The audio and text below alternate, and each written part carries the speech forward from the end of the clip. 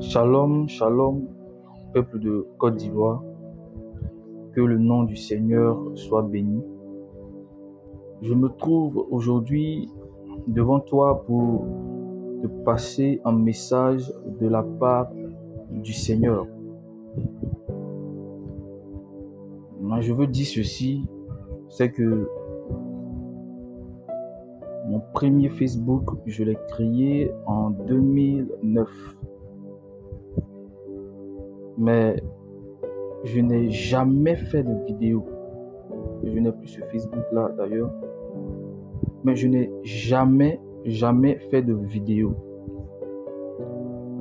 Tout simplement parce que c'est pas mon truc. C'est pas mon truc du tout. Mais il a plu à celui qui m'a donné le souffle de vie, de mettre ses paroles dans ma bouche. Et il m'a dit ceci: prononce les paroles que je mettrai dans ta bouche. C'est ça aussi, affaire de Dieu. C'est pour cela que je me retrouve ici. En plus, vu ce tumulte sur les réseaux sociaux au sujet des prophètes en ce moment, il y a des voix qui se lèvent pour dire aux prophètes: taisez-vous. Taisez-vous, ne parlez plus, vous prophétisez trop. Taisez-vous, c'est bon. Mais quel est cet enfant qui fixe son père droit dans les yeux et qui lui dit: tais-toi, ne parle pas? Côte d'Ivoire, tu es la prunelle des yeux de l'Éternel. Tu es son joyau, tu es son bijou, son trésor. Alors voici le message que je veux te donner. C'est que cette nation ivoirienne est une terre, est une nation hébraïque, est une nation juive, est une terre d'Israël. Comprends ce que je te dis clairement. Comprends ce que je te dis clairement, parce que je ne parle pas de moi-même. Je suis en train de dire ce que le Seigneur m'a demandé de te dire, Côte d'Ivoire. Tu es une nation hébraïque. Tout ce qui est en train d'arriver aujourd'hui autour de toi et sur ta terre, ce n'est rien d'autre que le Seigneur, le moment du Seigneur, le temps du Seigneur qui est arrivé pour réclamer son peuple. Car il y a des prophéties qui annoncent dans la parole qu'il y a un temps où l'Éternel allait réunir le peuple d'Israël dispersé. Car si vous ne savez pas, jusqu'à aujourd'hui, il y a 10 voire 12 tribus d'Israël qui ont disparu dans la nature. On dit on ne sait pas où ils sont. Quoique la Bible donne clairement la position de ce peuple hébraïque-là. La Bible donne la localisation de ce peuple-là clairement. Mais jusqu'à aujourd'hui, les gens continuent de dire non, ce sont les 10 tribus d'Israël qui ont disparu, on ne sait pas où ils sont. Alors le Seigneur m'envoie te dire ceci. Écoute-moi très bien. Que toi, Ivoirien, toi, terre de Côte d'Ivoire, tu lui appartiens. Alors il a décidé de te saisir et tu ne pourras pas lui échapper. Tu ne pourras pas lui échapper. Parce que tu lui appartiens depuis longtemps. Alors,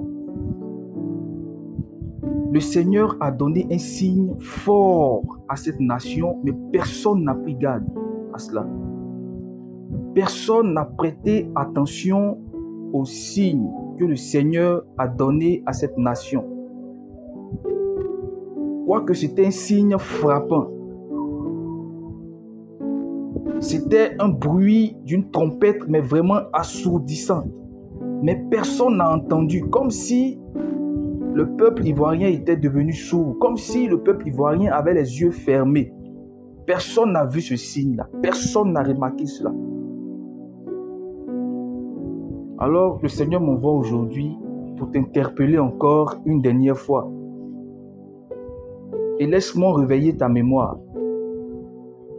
En 2011, ici en Côte d'Ivoire, il y a un reportage qui a été effectué chez les Yakouba, précisément le peuple d'An. Le peuple d'An, les Yakouba ici en Côte d'Ivoire. Il y a un reportage qui a été effectué en 2011. Pourquoi? Parce qu'il y a un monsieur Yakouba qui a été réveillé par le Seigneur, qui s'est levé et qui a fait des recherches. Et dans ces recherches-là, il a trouvé que la tribu d'An fait partie des 12 tribus d'Israël. Alors ce monsieur-là s'est mis à proclamer cela. Et ça a attiré l'attention. Tiens-toi bien, ça a attiré l'attention de ceux aujourd'hui qui se disent juifs, des rabbins. Ça a attiré leur attention. Et il y a 2 rabbins en 2011, peut-être que tu ne sais pas, mais il y a 2 rabbins en 2011 qui sont venus ici en Côte d'Ivoire pendant la crise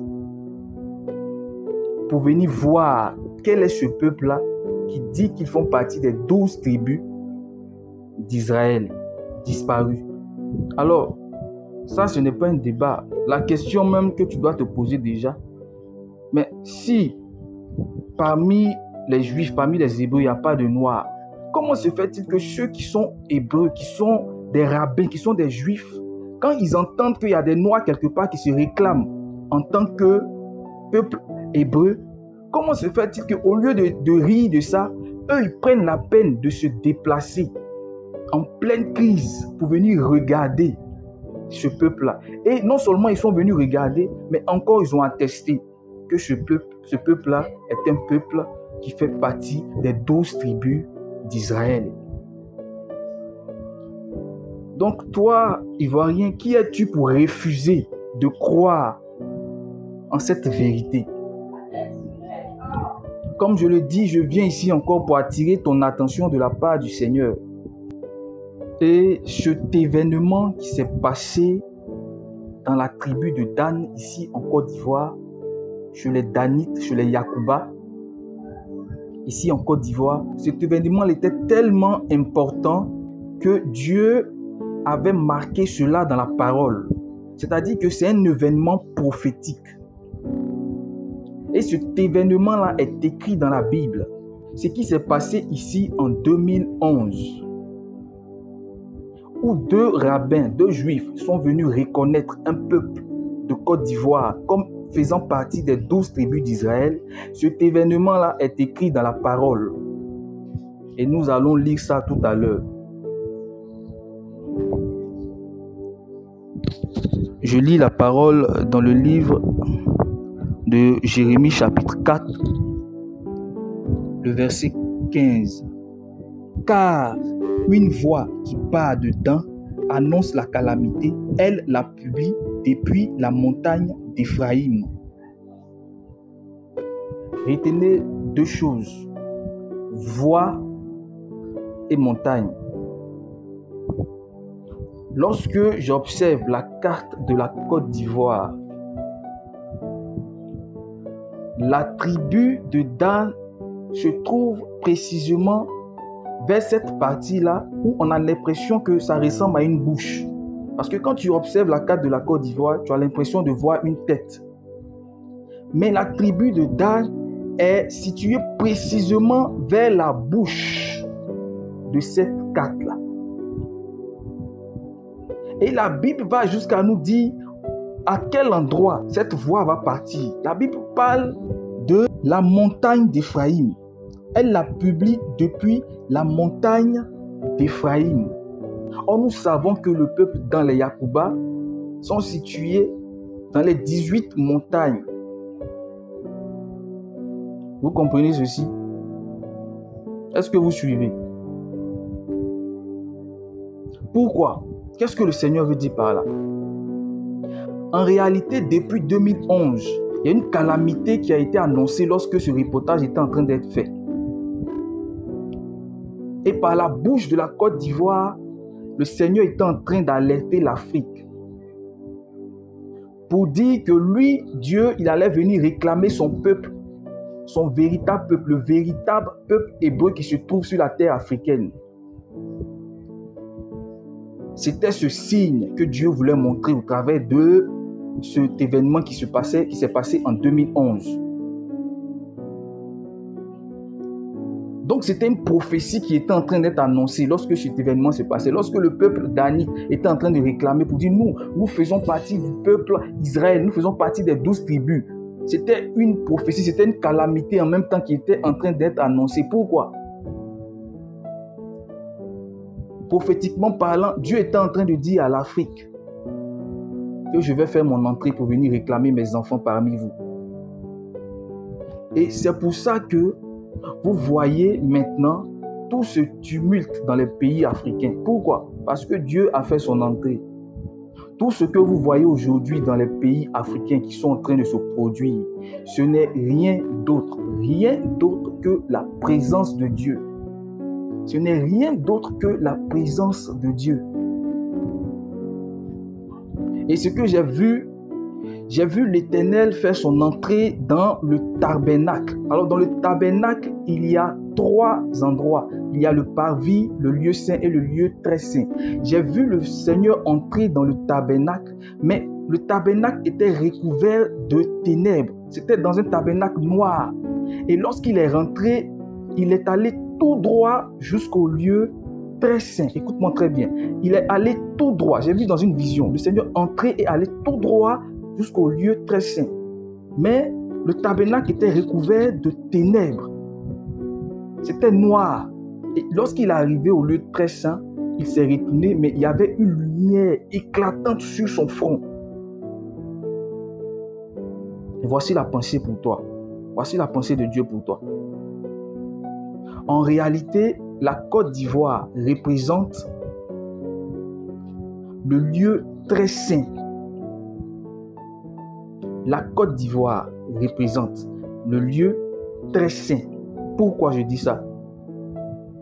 Parce que lorsque la gloire de Dieu devait descendre dans le tabernacle, la gloire de Dieu descendait d'abord dans le lieu très saint avant de se répandre dans le lieu saint. Je ne sais pas si quelqu'un me comprend. Mais avant d'abord que la gloire de Dieu descende, il fallait qu'il y ait ce qu'on appelle purification du tabernacle. C'est pour ça que ce pays-là ne verra pas le réveil spirituel tant qu'il n'y aura pas purification.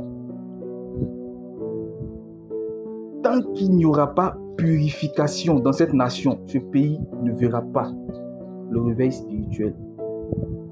Parce qu'il faut d'abord qu'il y ait purification, ensuite la gloire de Dieu descendra. C'est pour ça que vous avez entendu des prophètes annoncer, la Côte d'Ivoire est le pays que Dieu a choisi. Le réveil spirituel quittera de la Côte d'Ivoire. Le réveil spirituel quittera de la Côte d'Ivoire. C'est parce que sa gloire doit descendre ici d'abord.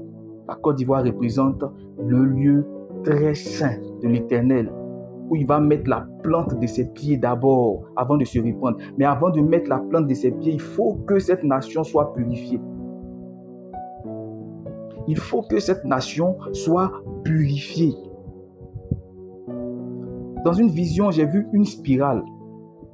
Et au milieu de cette spirale, il y avait un œil.